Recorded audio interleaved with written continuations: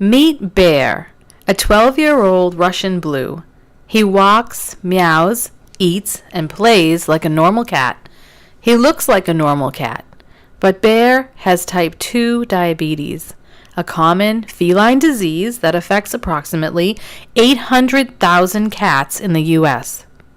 Veterinary treatment and a few changes in diet and home care can help save the lives of cats affected with the disease, and some cats can even go into remission.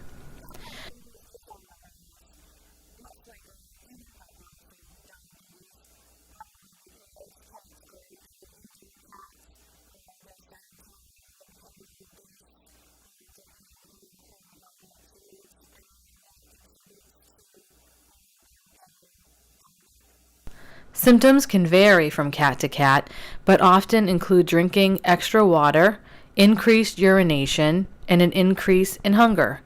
Diabetes is basically too much sugar in the bloodstream.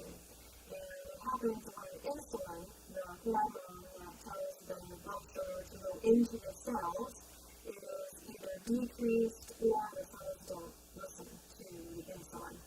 So the blood sugar, the sugar builds up in the blood, and the cells become starved because they can't get the sugar that they need to eat. Bear lives with cat guardian Kevin Conti in Kingston, Massachusetts. One day, Bear's family noticed that he was drinking lots of water and gaining too much weight. After a blood glucose test at the veterinary office, Bear was diagnosed with diabetes. He was drinking lots of water and he was gaining too much weight, and so we took him to see Dr. Averill and Dr. Cassandra Kelly and at the cat clinic, and so now we draw his blood every few months. We have a lot of cats that present to us with owners complaining about an increase in their thirst or an increase in their urinations.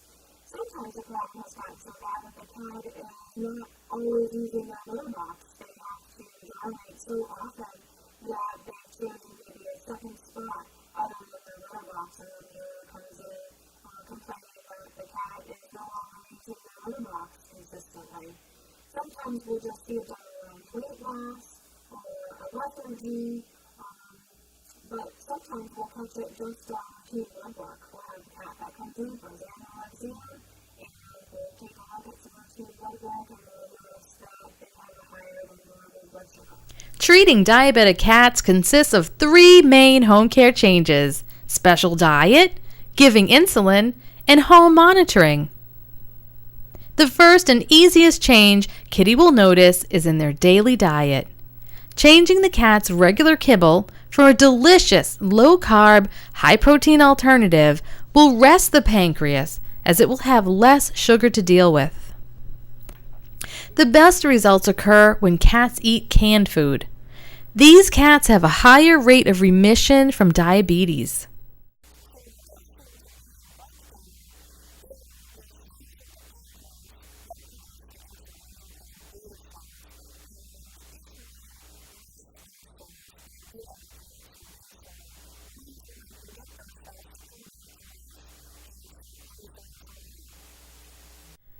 Once trained, giving insulin is very easy, and most cats accept the insulin with no problem, and they soon realize that it makes them feel better. Once I explained to a client that giving the cat an injection sometimes is easier than getting a pill, sometimes they relax about it. If the needle phobia isn't too great, then oftentimes we can get them to see how small the needle is, see how small a dose of insulin they're actually required to give to the cat, and hopefully we're not going to need to do this too long.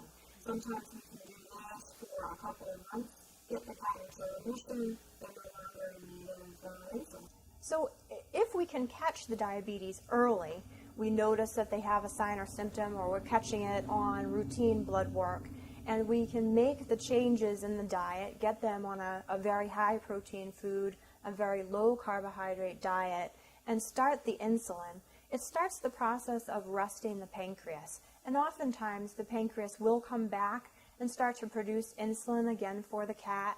The cells will become susceptible to insulin again, and we will basically treat the symptoms of diabetes. In my practice, I try to use a long-acting insulin.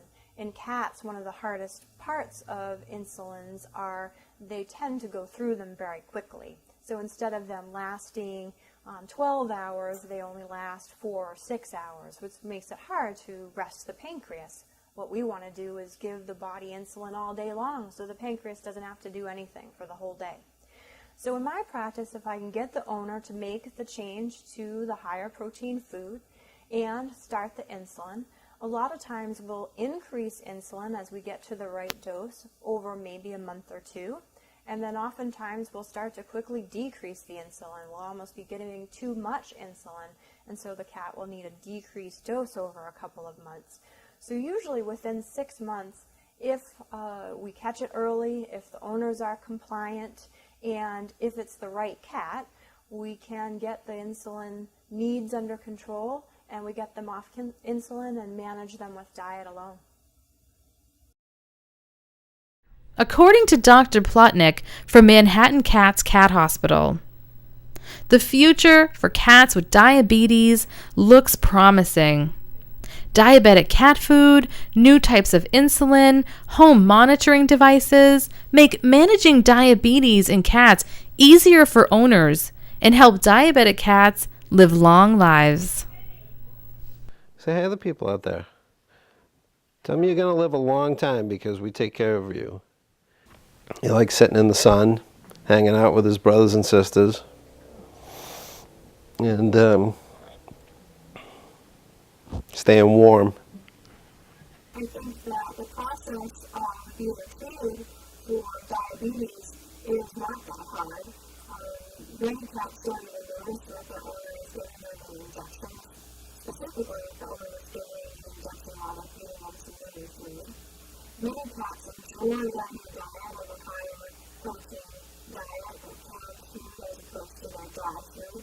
So I guess there are some challenges to treating them. You have to come to the vet and get kept out once in a while, which most cats don't find right to do.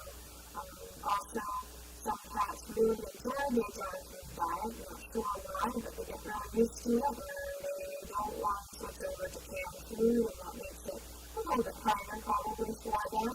But the quality of life otherwise, once we get them so they don't have symptoms anymore, I think they feel quite good. And again, oftentimes